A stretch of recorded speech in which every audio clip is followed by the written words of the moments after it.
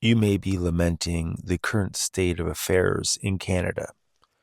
Our apparent march towards tyranny, the illegal invocation of the Emergencies Act by the government, the promotion of maids for even just depression and financial instability, concerns over allegiances with party floor crossers and questionable government majorities.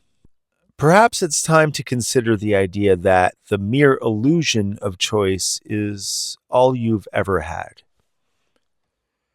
It appears to me that Canada, much like Australia, New Zealand, and other Commonwealth countries, and even the EU, does not have real political opposition. We have a Uni-Party, or controlled opposition, that pretends to fight with each other while marching towards the same collectivist end. It's all theater. Directives do not come from the capitals of our countries. They flow straight from the main branch in the City of London, with the unseen architects who pull the strings on global finance and national policy, not from so-called elected officials. We don't have leaders. We have district managers of different branches of the Uni-Party. The Magna Carta was a royal charter sealed by King John of England in 1215, created under pressure from rebellious barons to establish the idea that the ruler is subject to the law, not above it. But the charter also recognized and protected the existing ancient liberties and free customs of the City of London within the City of London, which was founded by the Romans. Clause 13 says, "The City of London shall enjoy all its ancient liberties and free customs both by land and by water." The City of London houses the Bank of England. The City of London houses the London Stock Exchange, over 500 foreign banks, Lloyd's of London, and other major investment firms. The city remains the historic and primary core for UK and global finance, and the suspected central hub of the Uni-Party. I care not what puppet is placed upon the throne of England to rule the empire on which the sun never sets. The man who controls Britain's money supply controls the British Empire, and I control the British money supply. A quote attributed to Nathan Mayer Rothschild, the British branch founder of the Rothschild banking dynasty. The Rothschilds are a prominent banking family that originated in Frankfurt, Germany, and rose to become one of the most influential financial dynasties in European history, and is a whole other giant can of worms to get into, but not today.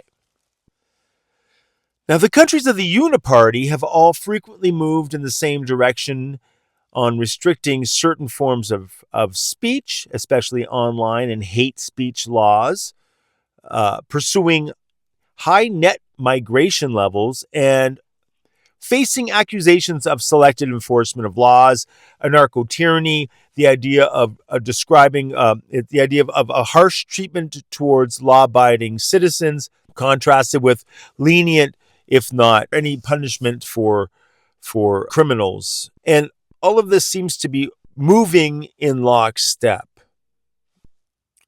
Look, I get it.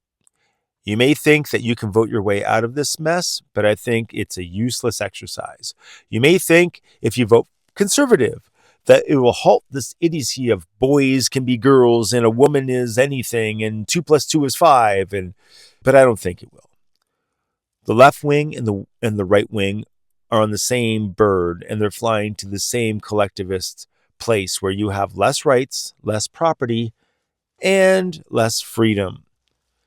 Stephen Harper, when he was leader of the opposition in 2003, gave the exact same speech as John Howard, who was the Australian PM, just days after.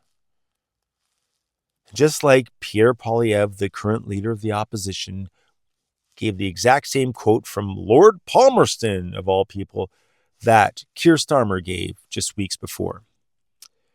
If you don't know who Lord Palmerston is, Lord Palmerston was a British statesman who served as prime minister twice in the 19th century and dominated British foreign policy for decades. He helped steer Britain's foreign policy at the height of its imperial powers. He backed forceful interventions abroad and is linked to policies like the Opium Wars and other gunboat diplomacy actions. Palmerston's role was central as British Foreign Secretary for much of the period he backed a hard line towards China, treated the destruction of British opium as a violation requiring retaliation. And he helped drive the decision to send military forces. So Lord Palmerston took the UK to war with China because China didn't want their opium on their shores and destroyed it.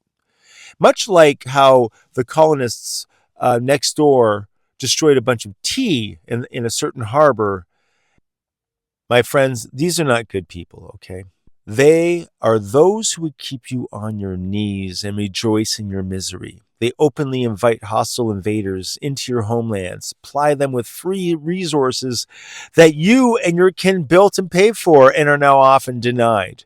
They allow them to rape, kill, and steal at will, unpunished or barely punished, while demonizing and criminalizing you for noticing. Our hyper-feminized society has sanitized all the humanity out of our humane way of life to where abortion and self-deletion are virtues. Evil has nothing but contempt for you and your way of life. God be with you all in these dark times, with these insidious ghouls who occupy the halls of our institutions. Those who occupy the Uni-Party.